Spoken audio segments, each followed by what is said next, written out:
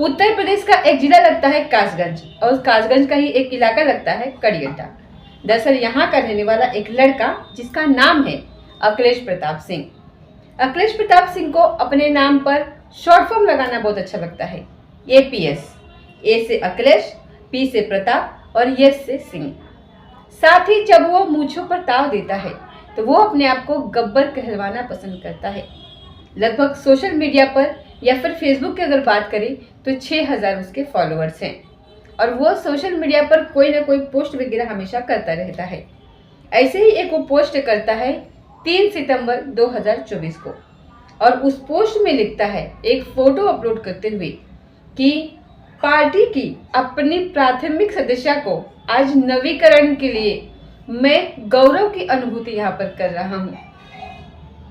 दरअसल इस पोस्ट को करने के बाद इससे पहले भी उसने बहुत सारी पोस्ट करी हुई हैं, इसके बाद भी बहुत सारी की हैं, शेयर भी वो करता है और खासकर यह भारतीय जनता पार्टी का जो कार्यक्रम है उन कार्यक्रमों का ये हिस्सा बना करता था।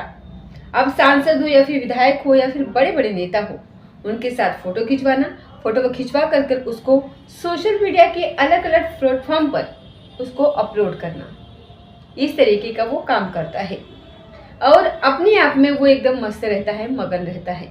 लेकिन 12 अप्रैल 2025 को एक बड़ी मुसीबत में उसका नाम आ जाता है। जैसा ही नाम आता है तो जो बीजेपी के कार्यकर्ता है, जो बीजेपी से जुड़े हुए नेता है, चाहे वो सांसद हो, विधायक हो या फिर बड़े बड़े लोग हैं, वो तो उसको देखकर पहचान रहे हैं कि इससे पहले कभी देखा है या फिर नहीं देखा है।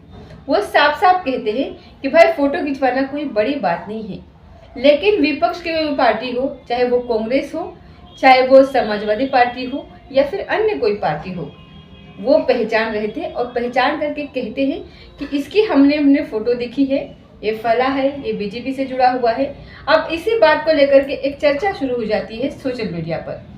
अखिलेश प्रताप सिंह का नाम बहुत तेजी के साथ सुर्खियों में आ जाता है। हर कोई इसके बारे में जानने में जुट जाता है कि आखिरकार क्या मामला है। चाहे बीजेपी हो, वो इससे पल्ला झाड़ रही थी और दूसरी जो पार्टियां थी वो भी इससे ये कह रही थी कि ये तो फला व्यक्ति है।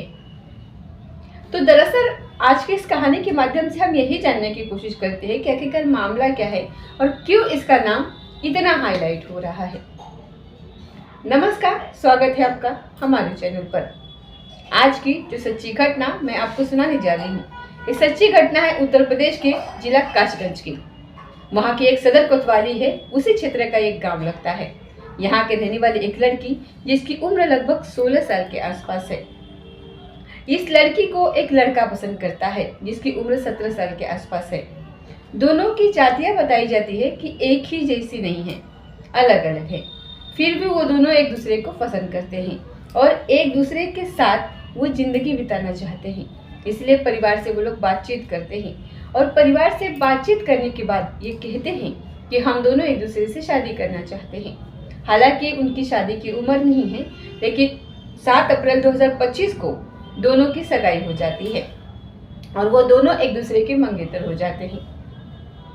अब तक जो एक तरफ से कह सकते हैं कि ये साथ साथ घूमने या फिर साथ रहने से हो सकता है कि पाबंदी हो, लेकिन जब मंगेतर बन जाते हैं एक दूसरे के तो इस बात की पाबंदी नहीं थी किसी को। दरअसल अप्रैल 2025 को ये बाइक उठाता है लड़का और बाइक उठाने के बाद अपने इस मंगेतर से कहता है कि कुछ काम है। दरअसल ये DSO एक कार्यालय लगता है, वहाँ पर ये उसको लेकर के जाता है उस कार्यालय में और राशन कार्ड के लिए इनको आवेदन करना था, अप्लाई करना था। और यहाँ पर ये लोग जाते हैं और 20 अप्रैल को ये लोग आवेदन करते हैं। आवेदन करने में कुछ वक्त लग जाता है, फिर वहाँ से निकलते हैं और निकलने के बाद दोपहर हो जाती है और दोपहर होने के बाद जब ये अपने घर की तरफ जा रहे थे, दोपहर 2:30 बजे के आसपास का ये वक्त रहा होगा। फिर हजारा एक वहाँ पर एक नहर लगती है नदरई झील के पास। वहाँ पर एक पेड़ था, उसी पेड़ के छांव में बैठ करके दोनों आपस में बातचीत कर रहे थे और कुछ खा पी रहे थे अपना, उनको भूख लगी थी। फिर बातचीत करते करते इनके दिमाग में आता है कि फ़ोटो खींचे। फिर वो सेल्फी लेते हैं, एक दूसरे के साथ फ़ोटो लेते हैं और इसी बीच में बाइकों पर 4-5 लड़के वहाँ पर आ जाते हैं और 4-5 लड़कों ने इन्हें देखने के बाद लड़का और लड़की को देखने के बाद इन्हें ये नहीं पता था कि इनकी आपस में शादी की बात चल रही है, एक दूसरे के ये मंगेतर हैं। और वो वहाँ पर आते हैं और आते ही उन पर छीटा कसना शुरू कर देते हैं, गलत कमेंट करना शुरू कर देते हैं। लड़की इस बात का विरोध करती है। लड़की विरोध करती है तो उन लड़कों की हिम्मत टूटने के बजाय और बढ़ जाती है। और उसके बाद उनके पास आने के बाद उनको ये लगता है कि हम लोग 4-5 हैं। इसी बीच में फ़ोन कर दिया जाता है और भी साथी को लोग बुला लेते हैं। लड़का वहाँ पर विरोध करती है, लड़का भी विरोध करता है। और जब विरोध की स्थिति आती है तो उन्होंने उस लड़की के साथ बदतमीजी करना शुरू कर दिया। लड़की ने जब ज़्यादा विरोध किया, लड़के ने विरोध किया तो उन्होंने उनको पीटना शुरू कर दिया। और बात यहाँ तक नहीं रुकी, बात और बढ़ने लगती है। और जब बढ़ने लगती है तो लड़के को एक तरफ लेकर के जाते हैं और लड़कियों को झाड़ियों की तरफ लेकर के चले जाते हैं और वहाँ जा कर के उसके साथ सामूहिक बलात्कार जैसी घटना को अंजाम देते हैं। ये लड़का जो होता है मंगेतर, वो रो रहा था, चीख रहा था, चिल्ला रहा था और वो बार बार ये अपील कर रहा था कि ऐसा मत करो। लड़की भी अपील कर रही थी, लेकिन उन लोगों के कानों तक कोई भी जू नहीं रेंग रही थी, उनके कानों तक आवाज़ नहीं पहुंच रही थी। जैसा उन्हें अच्छा लग रहा था वैसा उसके साथ वो लोग कर रहे थे। उन्हें ना कोई भविष्य की चिंता थी और ना ही आगे भविष्य में क्या होगा इसकी कोई फिक्र थी कि आखिर आगे क्या होगा और क्या नहीं। जो उन्हें करना था वो पूरी तरीके से करते हैं। और हद तो तब हो जाती है जब लड़की के कानों से उसके बाल को छीन लिया जाता है, नोच लिया जाता है। और साथ ही उस लड़की के पास 5,000 रुपये थे, वो 5,000 रुपये भी छीन लिए जाते हैं।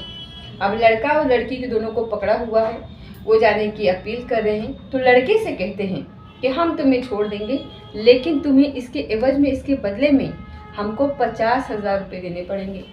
लड़का कहता है कि मेरे पास इतने पैसे नहीं हैं। लेकिन जब वो जिद करने लगते हैं तो पता चलता है कि लड़के के यूपीआई में जो पैसे ट्रांसफ़र करते हैं यूपीआई के माध्यम से लगभग 5,000 रुपये के आसपास थे। तो यूपीआई से यूपीआई में पैसे ले लिए जाते हैं 5,000 रुपये और उन दोनों को फिर छोड़ दिया जाता है। जो आरोपी होते हैं वो यहाँ से मौका पाते हैं और फिर आराम से यहाँ से निकल जाते हैं, जिनकी संख्या लगभग 10 के आसपास बताई जाती है। वो चले जाते हैं। लेकिन ये दोनों, लड़का और लड़की जो एक दूसरे के मंगेतर थे, 7 अप्रैल को इन दोनों के लिए खुशियों का बड़ा दिन था। लेकिन वो तारीख इनके लिए बहुत बड़ी और बहुत ऐसी तारीख बन जाती है जो कभी मिटाया नहीं मिट सकती, वो बन जाती है। वो रोने लगते हैं और एक दूसरे से वादा करते हैं कि इस बात को किसी को नहीं बताना है, क्योंकि घर वालों को अगर ये बात पता चलती है तो लोग क्या सोचेंगे, घर वाले क्या सोचेंगे, और ये बात अगर खुलेगी तो फिर कोई हमारी इज्जत नहीं करेगा, रिस्पेक्ट नहीं करेगा। फिर दोनों ने फैसला लिया और दोनों अपने अपने घर चले जाते हैं। और घर जाने के बाद ये फैसला तो कर ही लिया था, लेकिन लड़की जब घर जाती है तो बड़ी ही मायूस हो जाती है, उदास हो जाती है। माँ पूछती है कि तुम इतनी उदास क्यों हो, इतनी परेशान क्यों हो। माँ ने बार बार अपने बेटी से पूछा तो बेटी ने कहा ऐसी कोई बात नहीं माँ, तुम्हें ऐसा लग रहा है। लेकिन उस लड़की के दिमाग में वो जो सीन था, वो जो पिक्चर थी, वो चल रहा था। जैसा उस लड़के ने उनके साथ किया था, जैसे उसके मंगेतर के साथ मारपीट हुई थी, वो सब उसके दिमाग में चल रहा था। उस लड़की के दिमाग में, वो कल्पनाओं में वो सारी चीज़ें चल रही थी, वो दृश्य पूरे घूम रहे थे। उसे वो भुलाने की लगातार कोशिश कर रही थी, लेकिन वो भूल नहीं पा रही थी। बजाय भूलने के उसे और ज़्यादा याद आ रहा था, और याद आते आते वो लड़की बहुत बीमार पड़ जाती है। और ये बात 10 तारीख की थी। 11 हो जाता है, 12 हो जाता है। और जब माँ ने जीत की, अपनी बेटी से पूछा, सीने से लगाया और दुलार पुचकार करके पूछा कि बेटा क्या बात है, जब से तुम घर से बाहर गई हो तब से तुम परेशान हो, बहुत ज़्यादा परेशान हो। जब माँ ने बेटी से पूछा तो बेटी ने रोते हुए पूरी कहानी को सुना दिया। इसके बाद माँ का भी रो रो कर बुरा हाल हो जाता है। घर वालों से, परिवार वालों से आपस में फिर बातचीत करते हैं, मशवरा करते हैं, और मशवरा करने के बाद वो तय करते हैं कि अब आगे क्या किया जाए, कैसे किया जाए, ताकि इस मामले के आरोपी जो हैं उनके खिलाफ कार्रवाई हो सके। तभी इन्हों में से किसी ने मशवरा दिया कि एक चाइल्ड हेल्पलाइन नंबर है 1098, इस पर कॉल करनी चाहिए। जैसे ही 1098 पर कॉल की जाती है, पूरी कहानी बताई जाती है। कहानी सुनने के बाद अब वहाँ से आदेश मिलता है कासगंज सदर कोतवाली जो है वहाँ पर। वहाँ से ये कहा जाता है कि जितने जल्दी हो सके उस बेटी से मिल करके आइए, उससे बातचीत करके आइए, उसे तसल्ली दीजिए और जो भी आरोपी है उसे गिरफ्तार करिए। अब यहाँ से सीओ जो कि आंचल चौहान होती है और एसएचओ अपने पूरी टीम के साथ मौके पर पहुँचते हैं और वहाँ से फिर बातचीत करते हैं और उस बेटी से अकेले बातचीत करते हैं। बेटी पूरी कहानी सुनाती है। फिर जो सीईओ होती है वो बेटी को अपने सीने से लगाती है और कहती है कि बेटा परेशान होने की बिल्कुल ज़रूरत नहीं, कानून तुम्हारी मदद करेगा, कानून तुम्हारी हिफाजत करेगा। बात ये फिर एसपी तक पहुंचती है, एसपी से बात पहुंच जाती है फिर मुख्यमंत्री तक। अब देखते ही देखते ये कहानी सोशल मीडिया पर बहुत तेजी से वायरल होने लगती है। लड़की की तहरीर की आदत पर आखिरकार एफआईआर दर्ज कर ली जाती है। भारतीय न्याय संहिता की धारा 70/200, 308/126/200, 391/3 और 303 पॉक्सो एक्ट, इस संबंधित धाराओं में फिर मुकदमा दर्ज होता है। उस लड़की से जब पूछा जाता है तो लड़की को ये नहीं पता था कि वो लोग कौन हैं, कहाँ से हैं, लेकिन लड़की ये कहती है कि मुझे 2 नाम याद है, वो नाम बार बार एक दूसरे का ले रहे थे वो 2। जैसे ही लड़की ने ये नाम बताया तो 2 तो नामजद और साथ ही बाकी के 8 लगभग अज्ञात में एफआईआर दर्ज कर ली जाती है। साथ ही वो जो यूपीआई से 5000 रुपये जो ट्रांसफर किए गए थे एक दूसरे के खाते में, जो डाले गए थे मोबाइल से, तो उससे पूरी डिटेल मिल जाती है। अब पुलिस ने उस डिटेल के आधार पर जब उसे पकड़ा और उसके बाद दूसरे के बाद तीसरा, इस तरीके से ये सारे लोग पकड़े जाने लगते हैं। और इसमें सबसे पहले नंबर पर अखिलेश प्रताप सिंह होता है, उर्फ एपीएस, यानी कि अखिलेश प्रताप सिंह, जो शॉर्ट फॉर्म में नाम लिखता है। साथ ही गब्बर उसका उर्फ नाम होता है। एक अमित कुमार होता है, एक अजय कुमार रिंकू होता है, एक सौरभ, एक ब्रिजेश कुमार सौरभ। ये टोटल मिलाकर के 8 लड़के पकड़े जाते हैं। और जब 8 लड़के पकड़े जाते हैं तो उसमें 2 ऐसे होते हैं जो फरार चल रहे हैं। हालांकि पुलिस की अभी जांच का विषय है कि बाकी और आगे कितने लोग हैं, लेकिन तब बड़ा बवाल मच जाता है जब अखिलेश प्रताप सिंह का नाम सामने आता है। उसके बारे में वहां पर ये कहे जाने लगता है कि ये बीजेपी से जुड़ा हुआ है, सांसद हो, विधायक हो या फिर बड़े बड़े नेता हो, उसके साथ इसकी फोटो है और ये हर एक बीजेपी के फंक्शन में, कार्यक्रम में यहाँ पर हिस्सा लेता है और इसके पास भारतीय जनता पार्टी की सदस्यता भी है।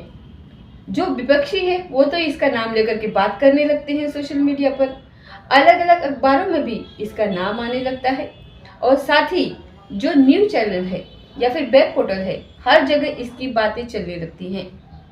विपक्ष वाले जो होते हैं वो इन पर उंगली उठाने लगते हैं कि ये बीजेपी जो होती है वो कहती है कि बीजेपी कहती है कि इसने सदस्य भलाई ले ली हो, लेकिन ये हमारा कोई कार्यकर्ता नहीं है। बीजेपी वालों ने साफ साफ इनकार कर दिया कि ना कोई पार्टी का कार्यकर्ता है और ना ही पार्टी का इसका कोई लेना देना है। और रही बात फोटो की, तो फोटो कोई भी किसी के साथ खिंचवा सकता है। जो पार्टी के पदाधिकारी हैं उन्होंने ये कहकर के एकदम से पल्ला झाड़ लिया, लेकिन सोशल मीडिया पर इस लड़के के जब फोटोग्राफ तेजी से वायरल होना शुरू हो जाते हैं तब इसकी चर्चा भी शुरू हो जाती है बहुत तेजी से। आखिरकार मामला उत्तर प्रदेश के मुख्यमंत्री जो है योगी आदित्यनाथ, उन तक जब पहुंच जाती है तो फिर वो डीएम और एसएसपी को ये आदेश देते हैं कि इस लड़की के परिवार वालों को 5 लाख रुपए की आर्थिक मदद की जाए। अब यहाँ से 5 लाख रुपए की चेक देने के लिए डीएम और एसएसपी दोनों जाते हैं और परिवार वालों को ये भरोसा दिया जाता है कि आपको बिल्कुल भी घबराने की और परेशान होने की ज़रूरत नहीं है, हम आपके साथ हैं। इस लड़की के सुरक्षा के लिए 2 सशस्त्र गार्ड लगाए जाते हैं, साथ ही 2 लेडीज कांस्टेबल भी लगाई जाती हैं। कुल मिलाकर के 5 इसके पास सुरक्षा दिन में रहती है और 5 सुरक्षा रात में रहती है। 24 घंटे इसकी सुरक्षा। हालांकि लड़के की सुरक्षा के बारे में अभी कोई जानकारी नहीं मिली है, लेकिन जिस तरीके से ये मामला हाईलाइट होता है तो उस बेटी के साथ जो होता है वो वाकई में अपने आप में बहुत भयानक होता है। कानून यहाँ पर अपना काम करना शुरू कर देती है और ये यहाँ पर उम्मीद की जा रही है कि आरोपियों को कम से कम समय में बड़ी से बड़ा सजा मिलेगी, ताकि भविष्य में लोगों को ये भरोसा दिया जा सके कि बुरे काम का बुरा नतीजा, दोस्तों बुरे काम का बुरा नतीजा, इस कहानी सुनाने का नतीजा किसी को दिल दुखाना नहीं, किसी को परेशान करना नहीं है, बल्कि आपको जागरूक करना है, आपको सचेत करना है और आपको ये बताना है कि आपके साथ कुछ भी गलत होता है तो उसके सही जगह पर हमारी जो परेशानी है वो सही जगह पर पहुंचाना। अगर हमारी जो परेशानी है या फिर हमें जो दिक्कत हो रही है वो सही जगह पर अगर पहुंचती है तो हमें न्याय जरूर मिलता है। तो दोस्तों ये थी आज की सच्ची घटना। मिलते हैं अगली किसी सच्ची घटना के साथ, तब तक जय हिंद जय भारत।